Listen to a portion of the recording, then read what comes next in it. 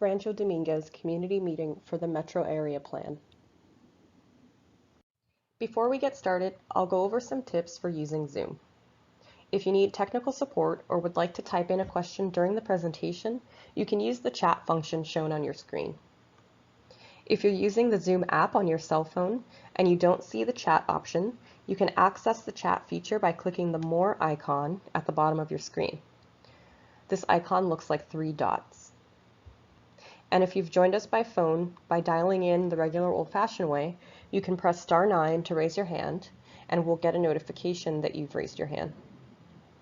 Also, if you're on the phone, you can press *6 to mute and unmute yourself. And we do ask that you please keep yourself muted unless you're speaking.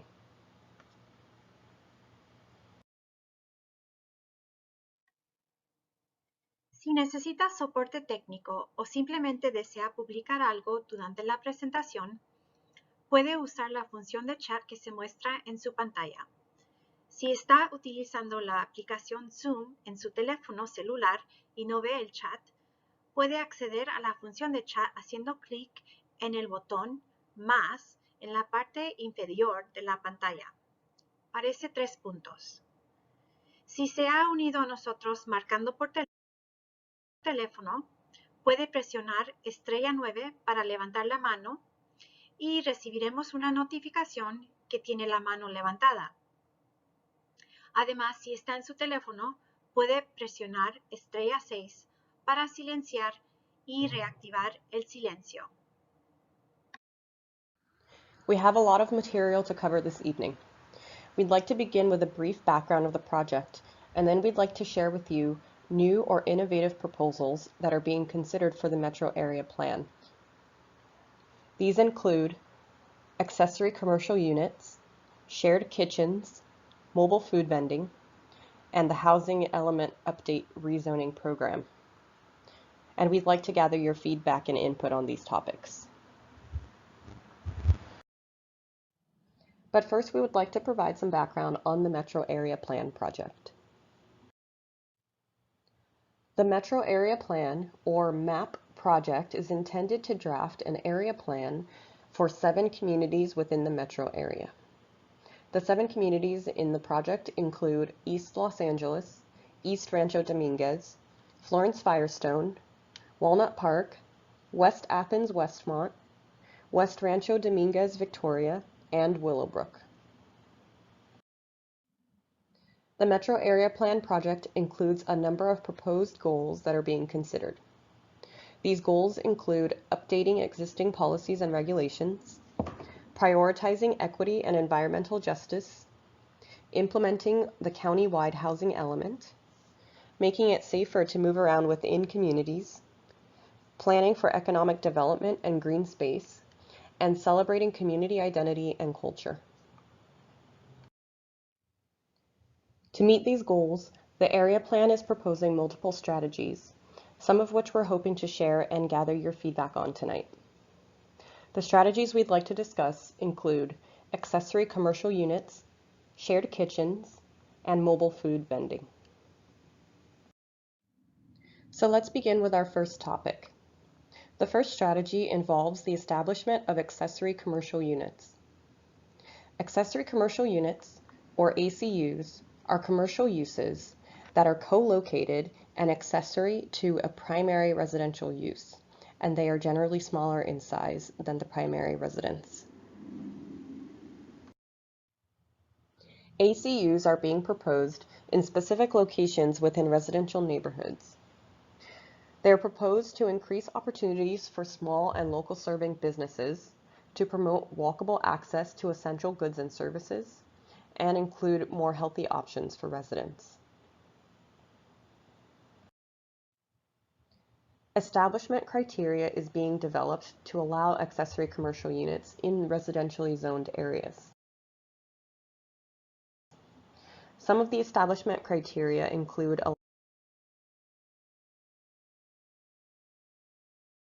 allowing ACUs on corner lots only. We are also looking at development standards for accessory commercial units that would ensure that any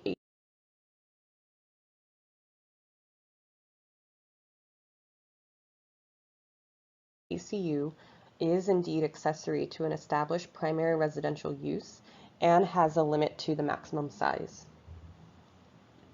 The maximum size would be in relation to the primary residential use or a fixed square footage. In addition, standards are being considered to require that any proposed ACU does not displace existing housing or residential units within the community. We are also looking at operational restrictions to consider for ACUs. Some of those restrictions would include restricting the types of commercial activity that could happen within an ACU, such as only allowing low-impact uses. And in addition, certain activities, including the sale of liquor or other incompatible uses, would be prohibited. The development standards, establishment criteria, and operational restrictions are all intended to ensure that the types of uses that are established as accessory commercial units are local serving to residents and provide needed services to the community. An example of a use that we're trying to encourage is a neighborhood serving grocery store or corner market that sells fresh produce.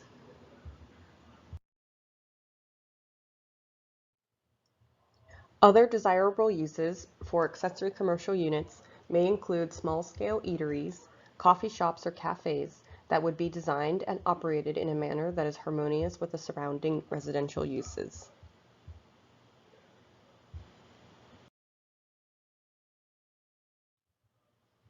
Additionally, hair salons, barber shops, or beauticians might also be able to be established as an accessory commercial use, along with bike shops and other retail.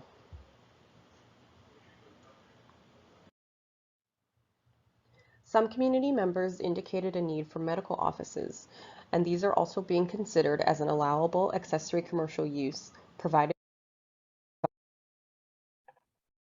Hi everyone, sorry for the pause. I'm just gonna restart the presentation so that drawing gets off, so just bear with me 1 second.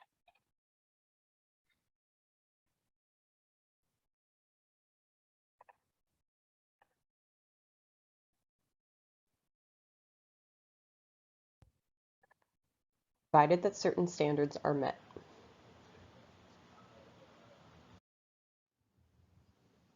Moving on to the next topic this evening, we'd like to discuss shared kitchens.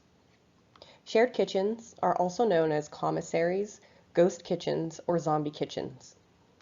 They are kitchen facilities that serve multiple restaurants, food trucks, catering vehicles, or food delivery services by providing a food prep space, cooking stations, potable water, and other items needed for a business that does not have a permanent kitchen.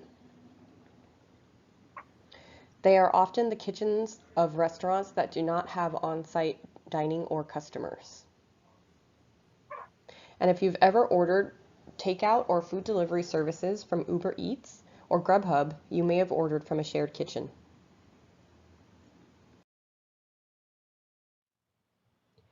We'll add a definition to the zoning code to include shared kitchens and provide development standards for where best to locate these uses. We're considering allowing shared kitchens in certain commercial and industrial zones in order to encourage small businesses and entrepreneurship, as well as to support local eatery options and support the growth of the food delivery industry, which has been accelerated by the pandemic. We're considering allowing shared kitchens to be established according to certain criteria, such as looking at the underlying zoning, whether it's commercial or industrial, and we're also considering some operational restrictions. We would limit the hours of operation for such businesses, for example. Additionally, we're considering development standards for shared kitchens, including addressing parking and loading areas. There are actually plenty of examples of shared kitchens that are established in the LA County area already. Some of the examples are on the screen, but they tend to be not very visible or have advertising on site.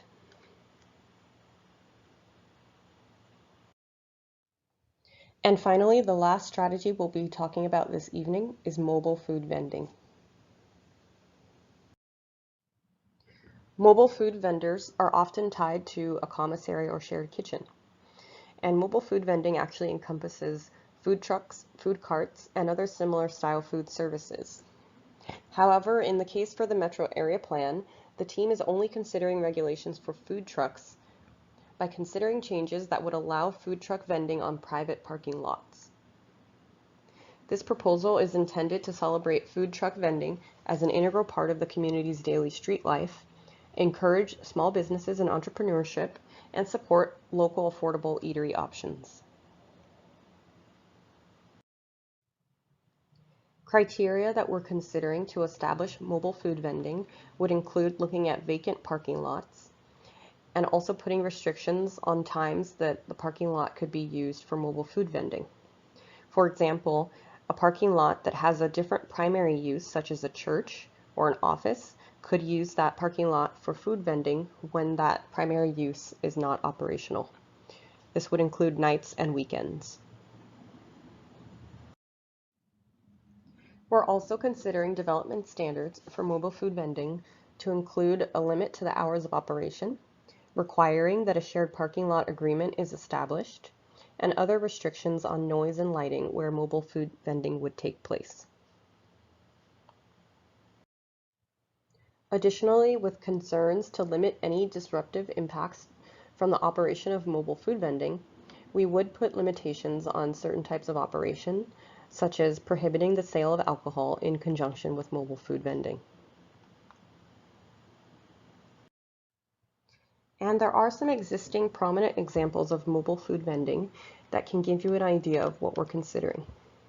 Some of these include the Portland Food Truck Market, Grand Park Lunch in downtown LA, and the Altadena Food Truck Friday.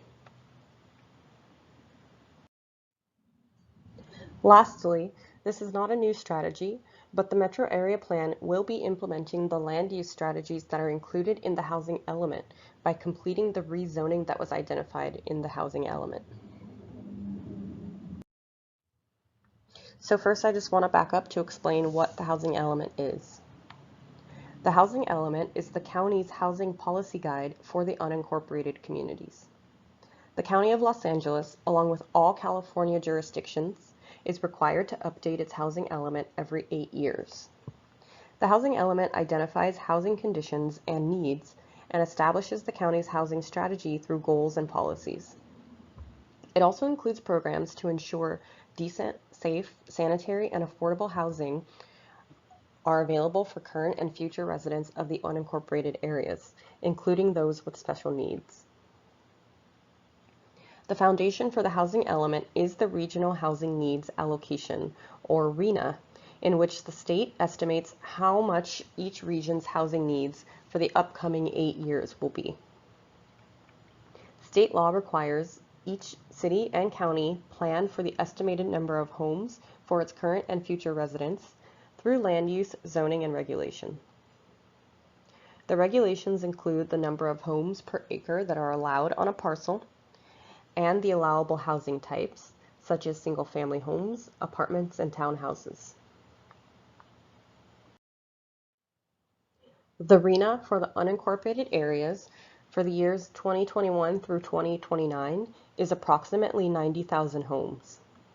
And this is approximately 3 times what the county's last RHNA was. It is also the largest number the county has ever had. Neither property owners nor the county are required to actually build these housing units, but instead the county is just required to plan for the development of these units.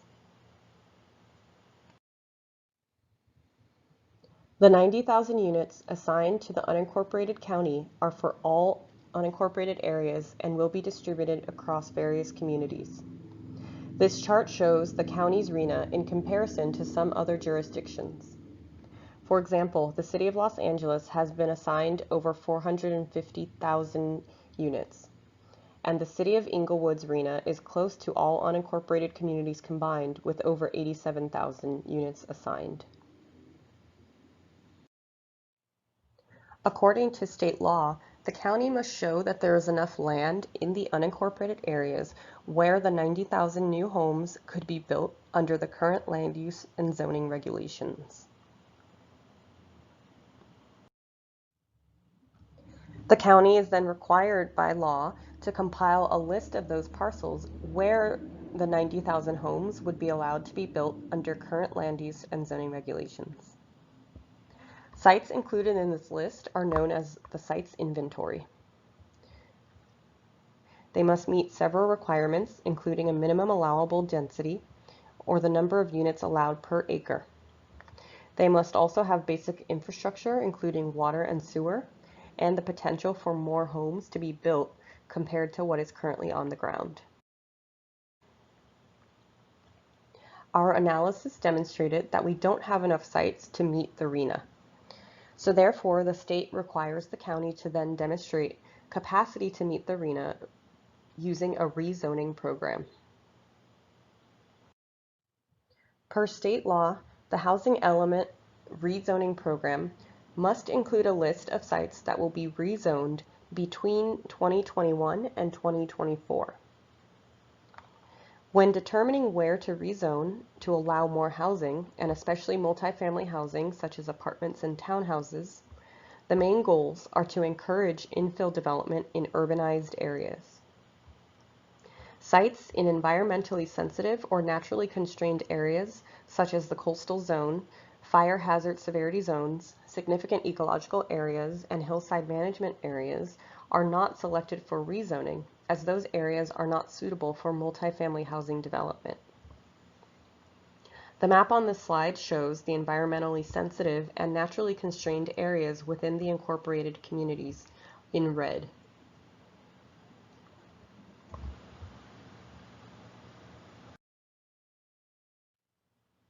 Sites that are located outside of the environmentally sensitive or naturally constrained areas are then prioritized based on additional locational criteria.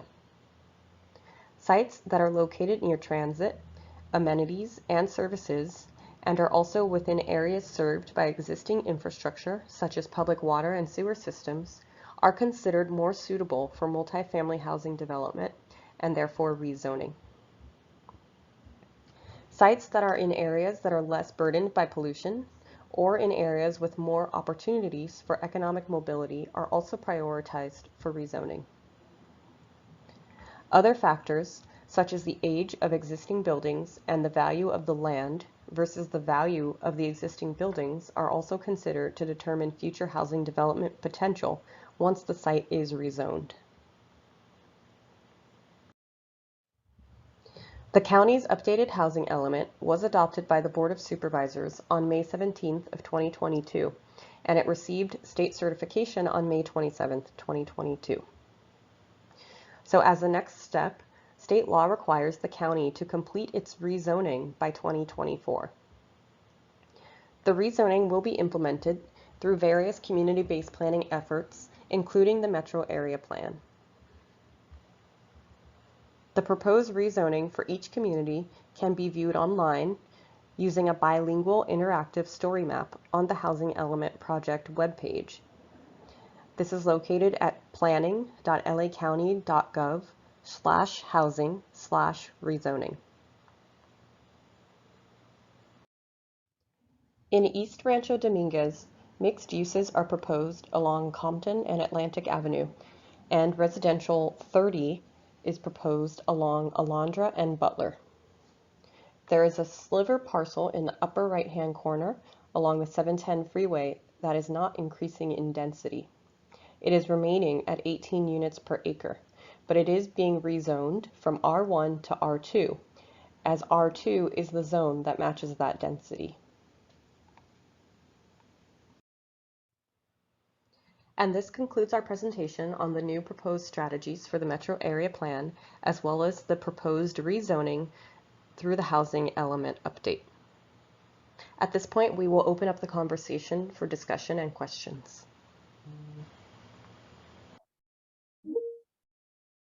Okay, thank you, everyone. Thomas, I'll let you kind of handle the presentation. For now, we want to open it up to everybody kind of participating for the Q&A. So we can let you guys lead with what you'd want to talk about, or if there's nothing, I can go through the different topics one by one. Your choice. So if you have any questions, now's your time.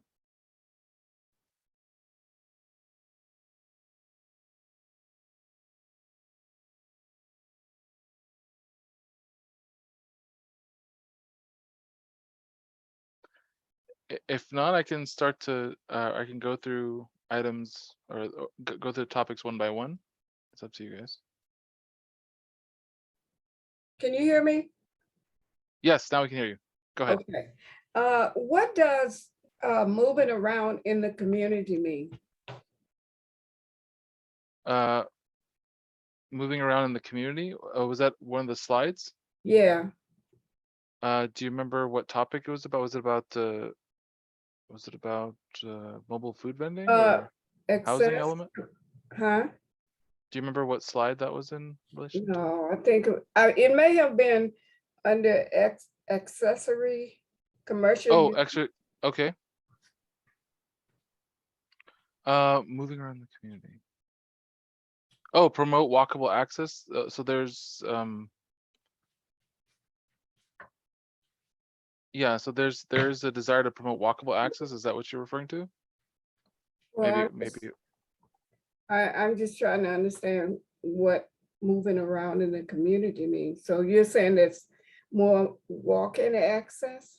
Well, so one of the reasons for the accessory commercial units proposal is to provide opportunities for commercial, like small businesses that community members might find desirable to be more present in the residential areas of the community.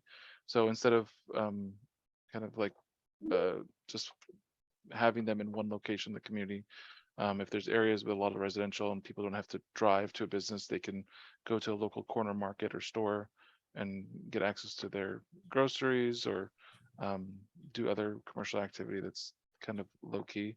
So it's to promote walkability in that sense, and just to make things convenient for people, and provide opportunities for economic development as well. But yeah, I don't have the presentation memorized, but I think that's what I was referring to. Okay.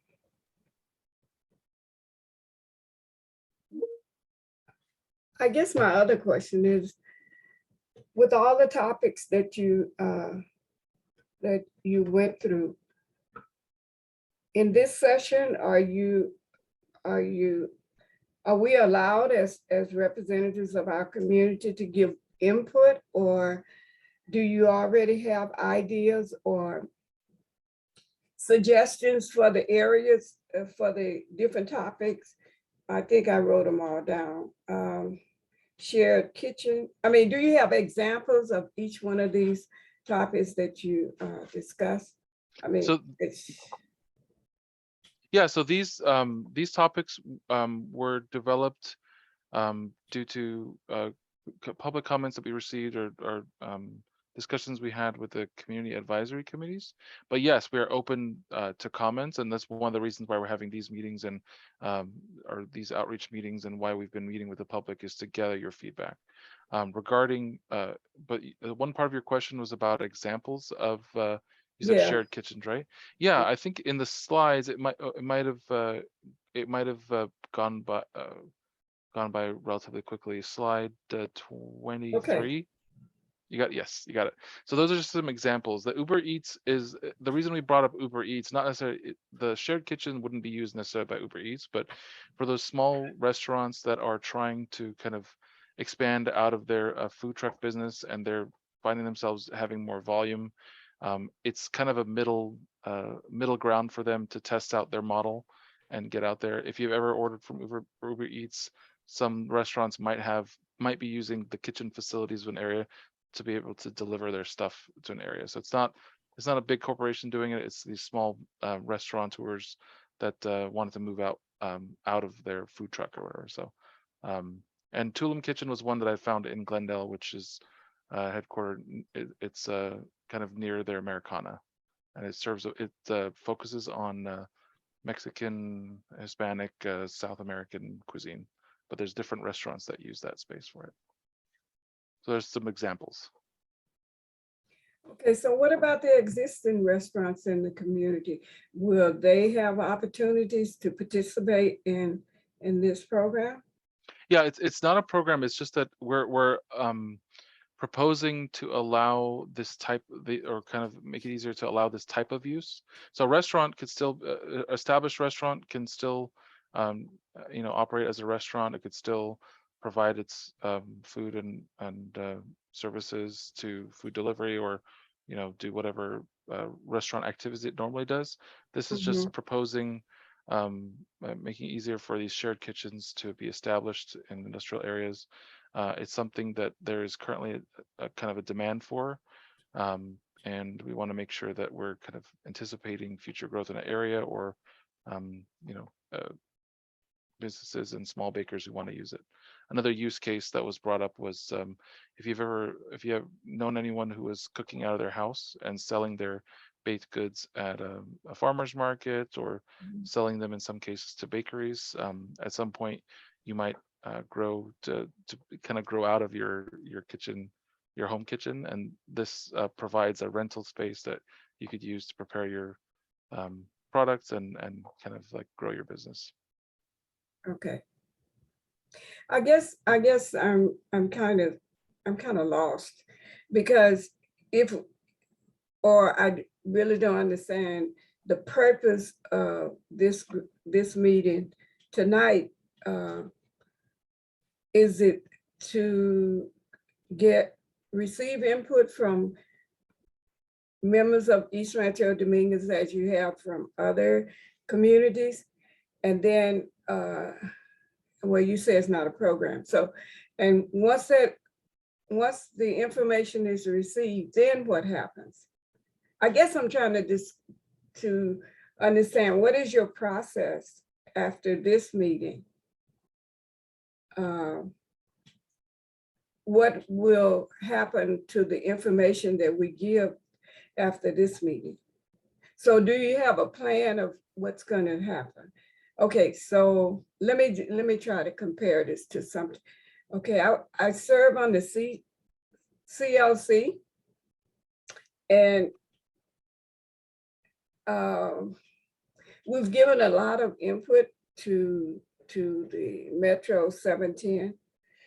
And so, and then they put together the information, they bring it back, and then they take it to the board.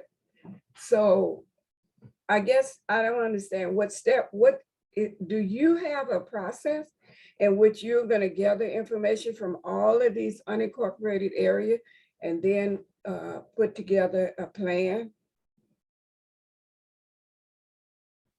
And so our input is very important at this stage.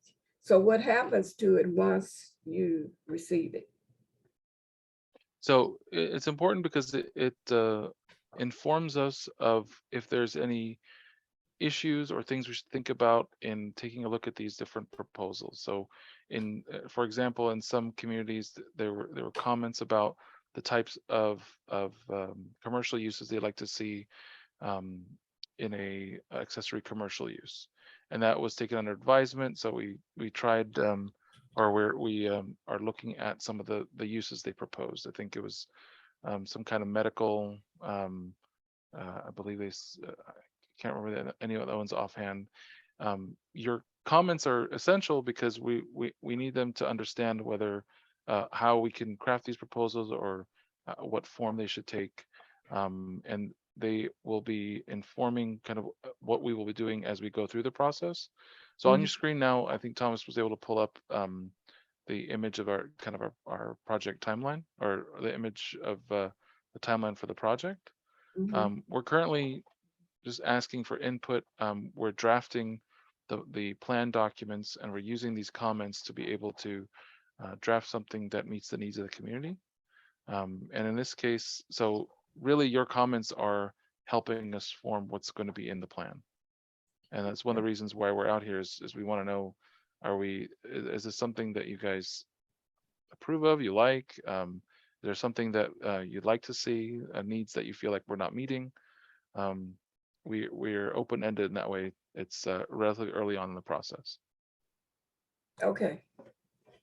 Okay. I can understand your flow chart.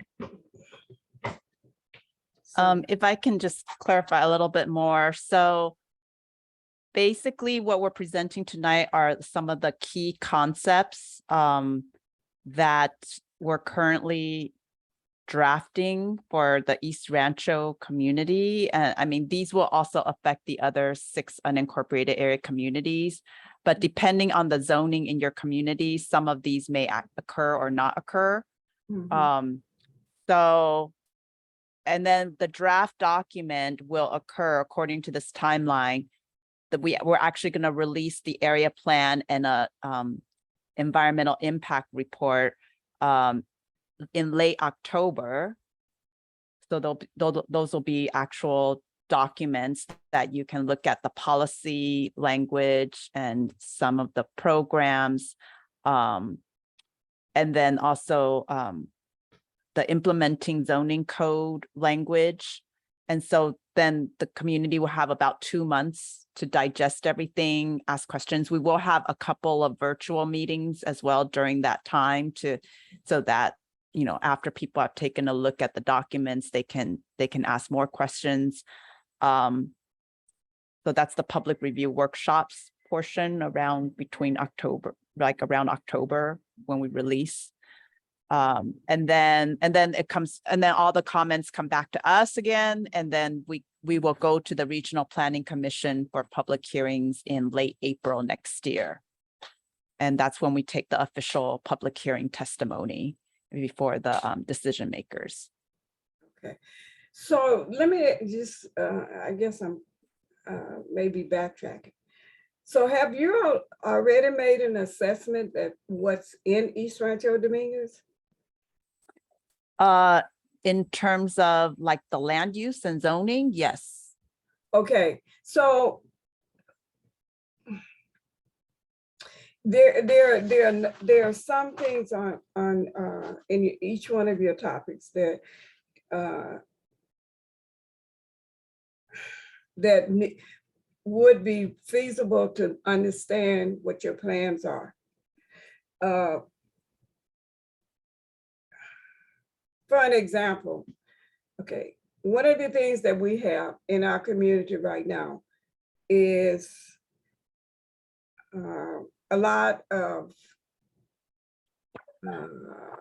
food trucks.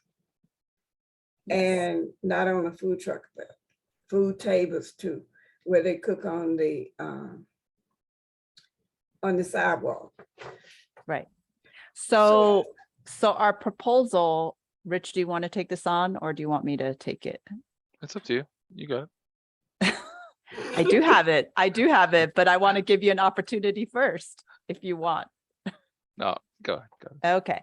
So one of the reasons why we're looking at this as a strategy is because the food trucks, you know, they are a part of community life in many of these metro area community. What we're trying to do is instead of having them operate on sidewalks and the streets, we're hoping that by allowing them on private property, that they could, you know, move their operations onto private properties and not hinder pedestrians on sidewalks or create other issues in the public right of way. So that's why we're allowing them on private property with the goal of hopefully moving them to more permanent spots, perhaps on private property. I mean, some private, the examples given, there are private property owners that lease their properties to food trucks.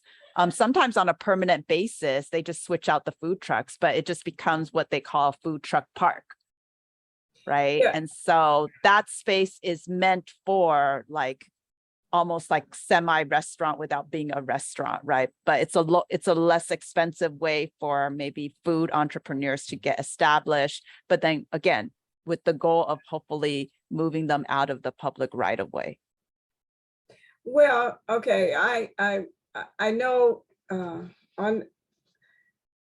in our community, it's it's unsafe because we have a lot of food trucks on the right of way Atlantic, and it's very unsafe for the pedestrian, for the customer, because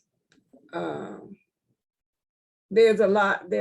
We talked about it today in a meeting, but I'm not the president of East Rancho Dominguez anymore. I'm the vice president, but the president, Marie Brown, is also on the video on Zoom, and she can tell you what her ideas are. Sure. Yeah, that's why we're here. Please.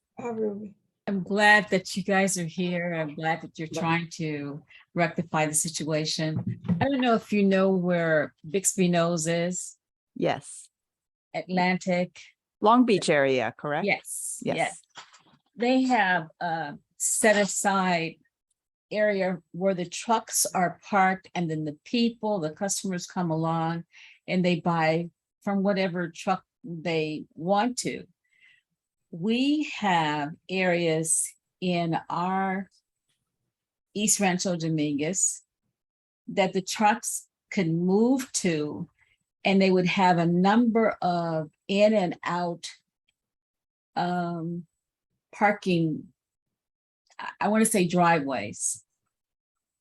They have those close to the freeway, so they're not on the main highway, and they're not impeding the traffic on Atlantic off of Compton Boulevard, so that you can't see around them. And right now, our problem is the trucks are so large, it's impeding traffic, and people are so bold, they go to the truck, leave their car right in the middle of the road to go get whatever food that they want.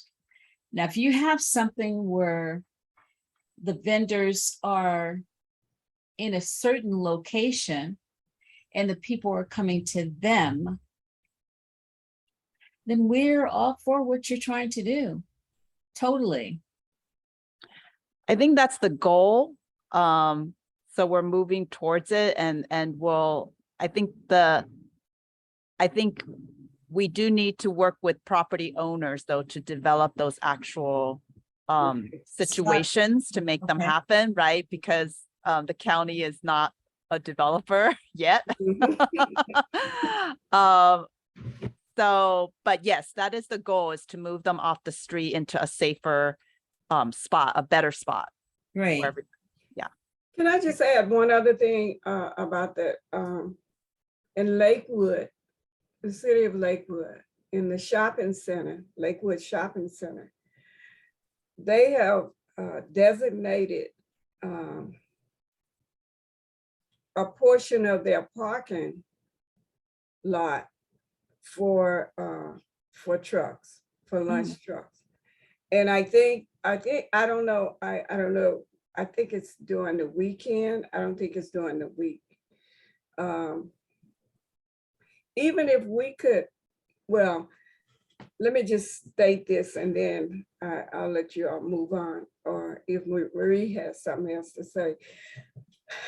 If we designated in our community a certain portion, a certain time that the lunch truck and the tables would be on our street, because we don't have a lot of land.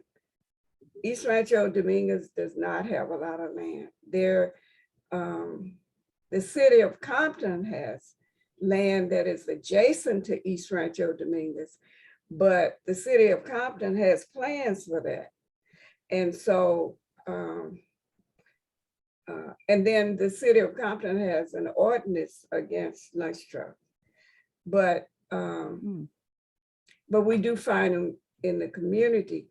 So it's not the purpose is not to run them out of town. The purpose is to make it safe, right, for everybody.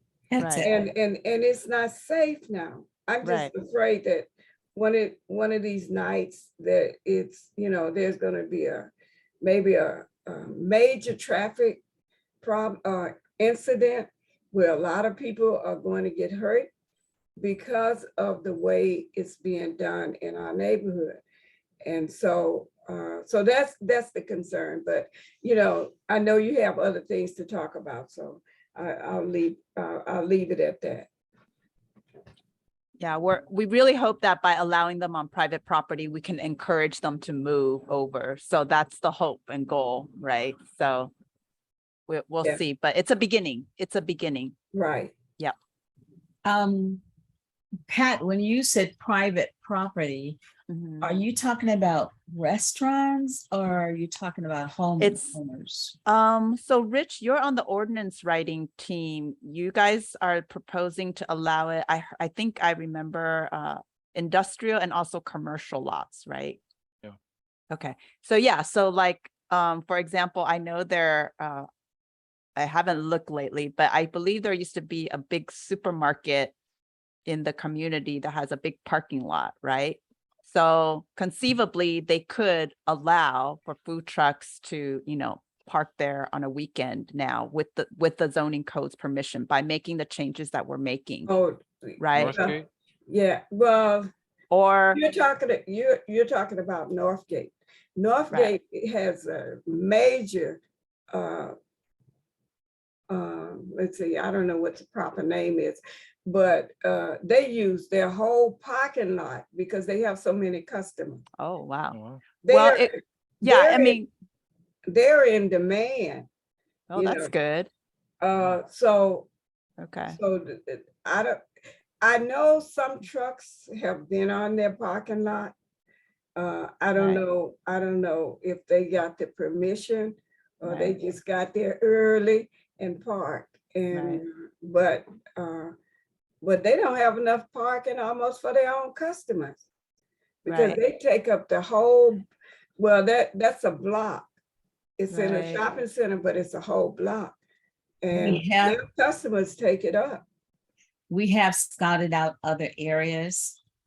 As long as they're zoned commercial or industrial, any property that has a parking lot could do some negotiating and allow for these, right? There will be some design standards. All right. So they would have to meet certain requirements about placement and hours of operation, probably Maybe height.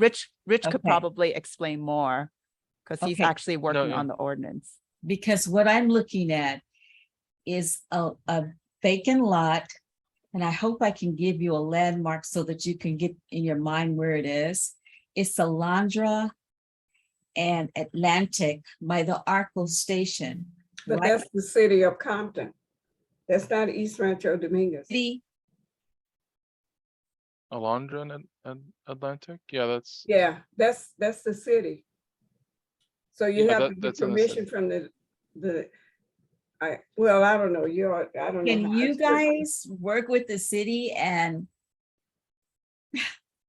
Is there I think that's beyond our authority. Oh, we can complain about them, but I don't think we can make them do anything. You not make. Maybe negotiate. Negotiate. There are some nice words that you can say. I think that's maybe the board office would be the more appropriate group to negotiate. Just to draw out, you said that now you're pointing to a location on Alondra and Atlantic, and you're saying that that was an food truck park or some kind of. No, it was actually a strip mall. Okay, and you're saying it's an opportunity site that could be used. That's what I'm saying. Okay. Now there's another space on the other side, Compton Boulevard in Atlantic, right next to the Northgate Market. It is vacant. It is being occupied by people who want to set up, I think you call it swap meets. Oh. Unofficially. Yeah.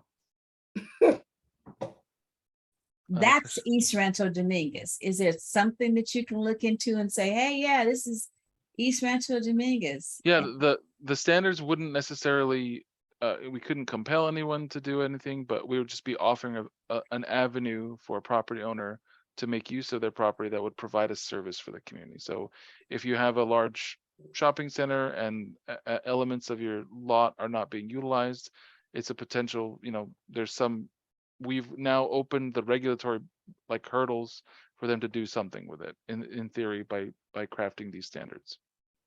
Or it doesn't have to be a shopping center, it could be, a lot, it could be anything that's zoned, with industrial or commercial that's meets the standards that we're trying to craft for this. Right. So I think I just want to be clear, the planning department really, we don't go out and solicit developers. That's not within, we can't do that. Like all we can do is, zone the property and allow for things to occur or prohibit things from occurring, right? And then the property owner has to, it's a private matter for the property owner to work with a developer to decide what they want to do with their property. Once they figured out what they want to do, then they would come to the planning department and say, this is what we want to do on the property. And we would say, yes, you can do that, or no, you can't, or yes, you can do that, but this is how you have to do it. So what we're doing in our situation is we're allowing them now, because previously food trucks, you're not supposed to park on private property and operate on private property.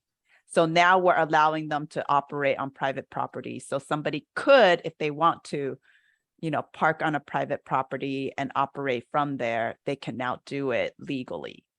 Can that you make give sense? us an example of where that's being done, though? It's on a private property. Right. It's Can you? actually a vendor, Right. and you're allowing it.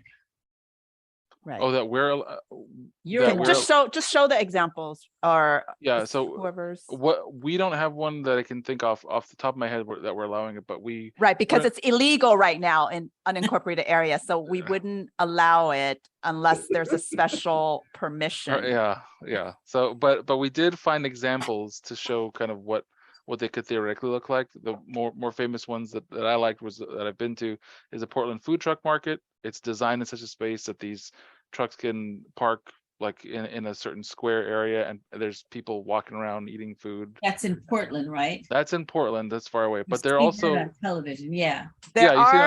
I've been to places in Long Beach where I've seen that occur. Actually, that was what made me think about it, that it could happen. I'm not sure the situation about, I don't know, Rich, if you put in the Altadena example, I don't know if they're allowed because there's a special temporary use permit or how that, because Altadena is unincorporated. Yeah, I think it was some kind of agreement, or it was, I forget what department. And Long Beach in the Bixby Knolls area, is that unincorporated? It's Bixby Knolls is city. No, that's the city of Long Yeah. Beach. And Grand Park is one that I'm personally very familiar with because I eat there. I used to eat there like every week. And that was a special case in that it's a property owned by the county, and they would invite a different set of food trucks every Tuesday and Thursday or something that, or I think it was just during the week, and they would just show up, and people could go and eat there. So we have good examples. Or just that kind of show different ways that they've been set up, whether it's inviting a food truck to operate there regularly or designing an entire space around it. So in the picture, you can see it's just this it might, when there's no food truck there, just act as some kind of open seating area, and there's food trucks that pull in. But in other cases, the entire site design is built around these food trucks. And in what we're proposing is both those cases would be theoretically possible. Okay. I was looking for, and this is the girl side in me, I was looking for you guys as our savior and our redeemer, and we will alleviate the problems that we're having. That's what I was looking for. But it sounds like you're saying we live at East Rancho Dominguez. We need to find the property ourselves. I think, No. I think it's, yeah, we have a limited amount of authority. I think in terms of, hopefully though, there are developers, there are people out there who are looking at what the county will allow in terms of land uses. And we're trying to get the word out there in terms of what we're proposing through the metro area plan.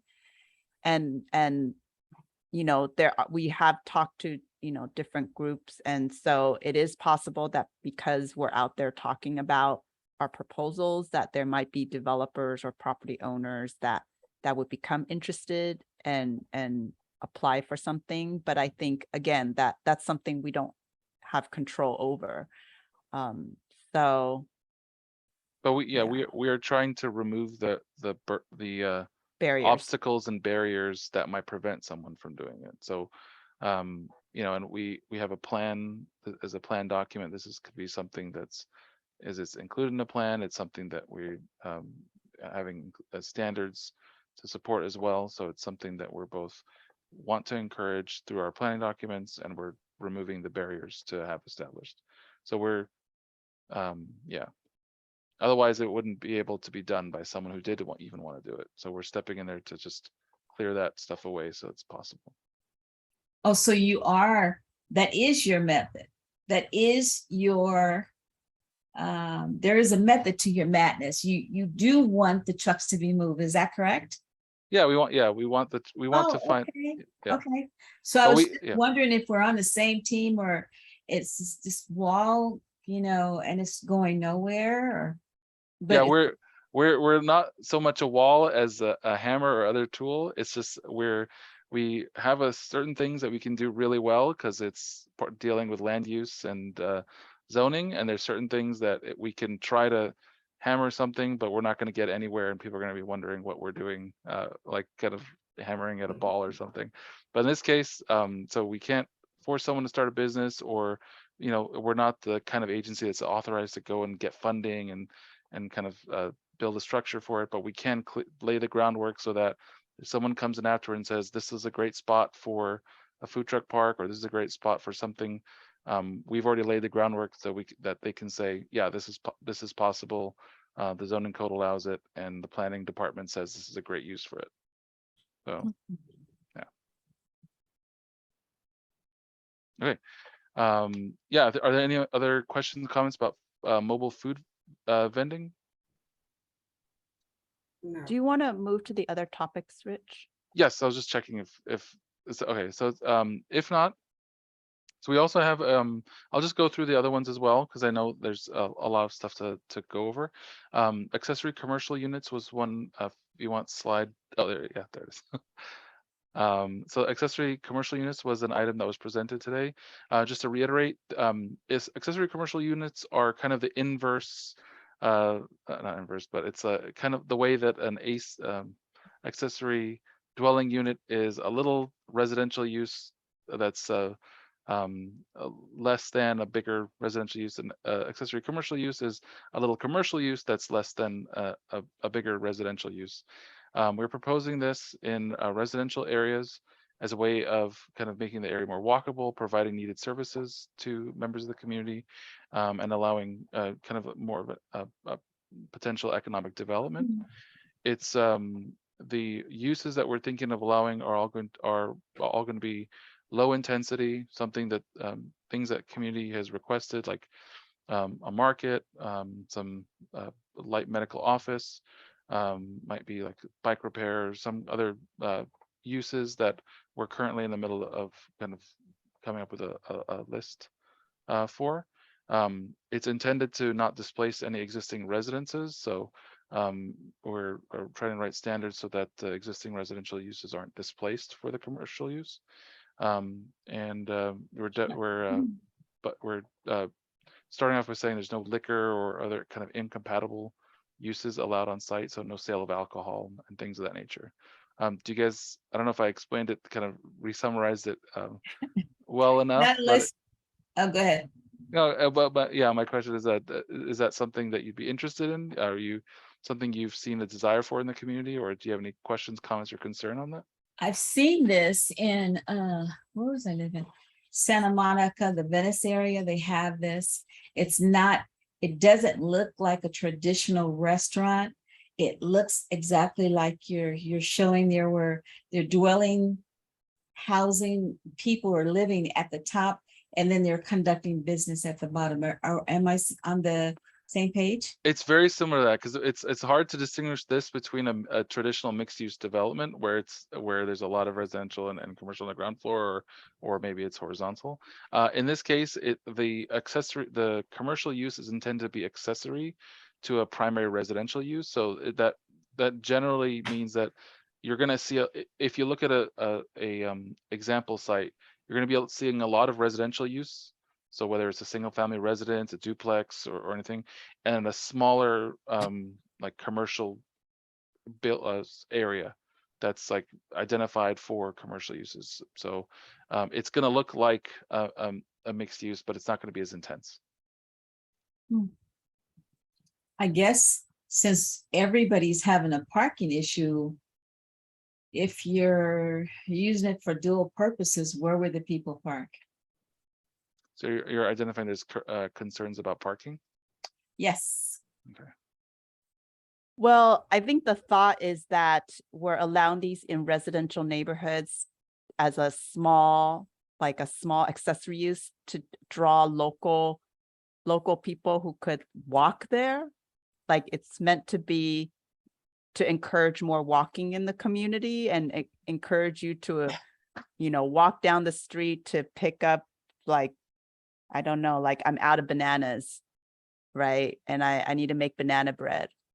I can just walk down a block and pick up some bananas, and it's good for my health, because I'm walking. So we aren't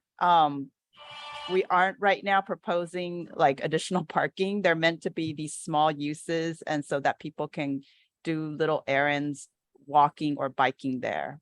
So for example, in order to keep the commercial use small, we're considering limitations on the square footage, potentially limitations on the number of employees. There is a countywide home-based occupations standards, I guess, in the code where an individual can run a business, certain types of business out of their home, and we're taking a look at that in order to find ways to ensure that the standards limit the intensity of any commercial use that might be established in an ACU. So we'll definitely keep a note that parking is considered an issue, but and we'll, like, if we're going to take that under advisement regardless, but we're hoping with the combination of standards that we're proposing that we can try and mitigate that as much as possible. Is that so? Go ahead, sorry. I guess that allows business opportunity for one development, one unit, one entity, but not addressing the main issue.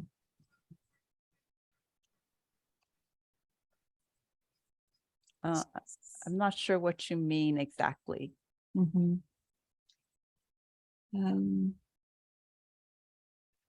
Like what do you mean? I'm sorry, I'm not sure I understand. Just the example that's on the screen right now. Mm-hmm. The semi-market with the green blue door, that's taking care of one shop. It's not taking care of the truck issues and people that have families, and it's not taking care of that. It's just one. Rick, when you showed the parking lot, that's more down our alley, where lots of trucks would come and people would, and when I was talking about Victorino's, it's lots of trucks and people would come and select. But when you're talking about the ACU, it doesn't address the problem enough for our area. Okay, and the problem is a desire for additional economic development, or is because these different proposals kind of, they generally, some of them all generally deal with economic development, or kind of kind of meeting the desires or needs of the community, but they might be approaching it in a different way. So this food truck parking is dealing with specifically the kind of conflict between food truck operations and the right of way, and it's proposing a solution to that by offering place for them to go that doesn't conflict with the right of way. In the case of Right. yeah, Right. and in the case of accessory commercial units, it's not necessarily intended to deal with the problem of food truck parking. Sorry, it's a mouthful. It's intended to meet both the desire of the community for economic development, so business opportunities, upward mobility concerns, and allowing them or making sure that the shopping and retail needs of residences are met where they are, so they don't have to drive far away, or they can shop within the community. It's not answering the food truck parking issue, unless your comment is generally that maybe you're suggesting this is a solution to a problem the community doesn't have, so it doesn't have a need for these additional small commercial establishments. Okay. Not in East Rancho. Not that I know of. I mean, Sonetta could answer that also, but not that I know of. This is not our problem. Where we need to have, we need to have an area designated like Bixby knows for the vendors. Because right now it's impeding traffic, and a lot of other problems have occurred because of the large trucks being in the way. We've seen a number of accidents right on Atlantic, and I guess the closest street would be Rose, where cars are either trying to get around the trucks, they can't see. And there's just been a number of accidents right there on that block of Atlantic and Rose. So the Northgate Market is there, but I don't see the space except on the other side of Northgate Market, which would be, excuse me, that would be northwest of the Northgate Market. There is a lot there now that's being taken over by people that want to sell stuff.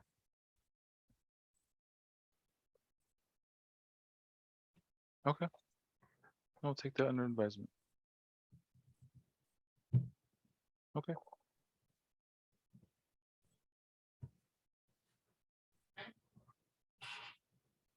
Okay. So are there any other questions then about the accessory commercial unit? No? Okay. Then want to dive into shared kitchens if you have any comments. If not, so shared kitchens, it's just a facility so kind of like how a restaurant is going to have a kitchen area and a seating area and all these other things. This just extracts that the kitchen area and allows multiple businesses to use it for food prep, including small kind of bakers, restaurants. It's just making the space available for people to use as a kitchen. Are there any questions, comments, or concerns about? How is this different from a traditional restaurant? So a traditional restaurant would generally has a seating area, or if it's pickup only, it's a single kitchen for a single restaurant. That's what shared kitchen is. It's just in and out. It's a walk in, walk out kind of thing. Well, no, a shared kitchen would well, it depends. So a shared kitchen could be designed in a couple different ways. It could be a shared kitchen because it's offering itself up as a commissary area where multiple businesses might be renting space to cook food temporarily. If you've ever bought kind of baked goods at a farmer's market, some people might be using a shared kitchen to if they're cooking they have a lot of volume in their cooking, they might rent it temporarily, make a whole bunch of goods, and then they go sell it at a farmer's market. It also could be used for food trucks to prepare food before food trucks or food carts to prepare food offsite because there are food handling requirements. They'll prepare it, they'll pick it up, they'll take it to a like an event or catering or location, and they'll provide their services. It could be used for preparing food for just the regular food truck that we think about that goes and parks somewhere, maybe in a parking lot after the standards are completed. And or it could be just a place to prepare food for delivery. So if you use Uber Eats or Grubhub, is between them, I love both of them. Oftentimes, How do they monitor the health regulations? You know, how do they keep the cleanliness? Who goes in and say, okay, yeah. So the public. So with regards to the food prep, you know, health and safety, we're still leaving that to the Department of Public Health. They have the regulations because it's still a kitchen. They're gonna do whatever they normally do, and we're not going to impede their activities, or because we wouldn't know what we're doing. But they still regulate it.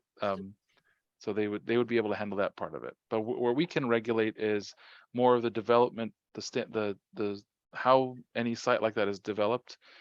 We can include standards for operation. So if you're concerned about, if you have concerns about this kind of use, like you're worried that it might be too much noise, or you know, you're worried about traffic or something, there's or parking or any number of general concerns you might have that we can regulate. That's where we can kind of craft the standards to allow this thing in a way that's more that fits in with the community better. So the examples we have on the screen are just dealing with parking, loading. There's other ones that could deal with hours of operation, but we've kind of been looking for issues that might come up and crafting development standards in a way that makes kind of ameliorates those issues. Do you have any concerns, questions, comments? Sorry if I sound like a broken record. I just no, it's okay. It's okay. Okay, we talked about mobile food. I think that's it for the kind of main comments. So I want to kind of leave it to you. I know there's also Dorothy's in the audience as well. And so it's up to any of you guys if there's any comments you have for us, like general or specific to anything. I want to give you guys a chance to kind of like, you know, take the stage and tell us if there's anything we missed or something that we didn't think about that you want to share with us. Yeah, anything. So yeah, let me know if there's anything you guys. If not, that's fine. We have an exit poll for you guys.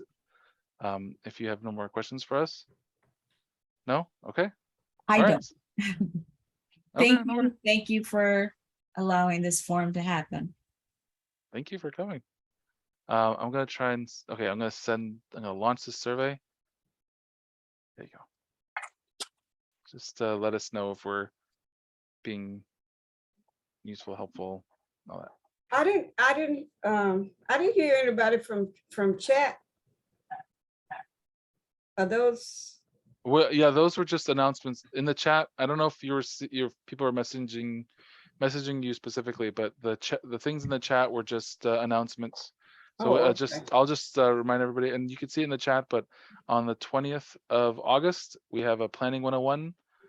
It's going to be focused on community engagement and specifically trying to answer the question, you know, how can you kind of engage with us as a department during the kind of the different projects and things that we do. So it's going to be talking about community engagement, and it's going to be at the East Rancho Dominguez Library on the 20th from 10:30. Oh, you're going to be there? I can't be there. It's a Saturday. I have my daughter. I know. You're going to be there?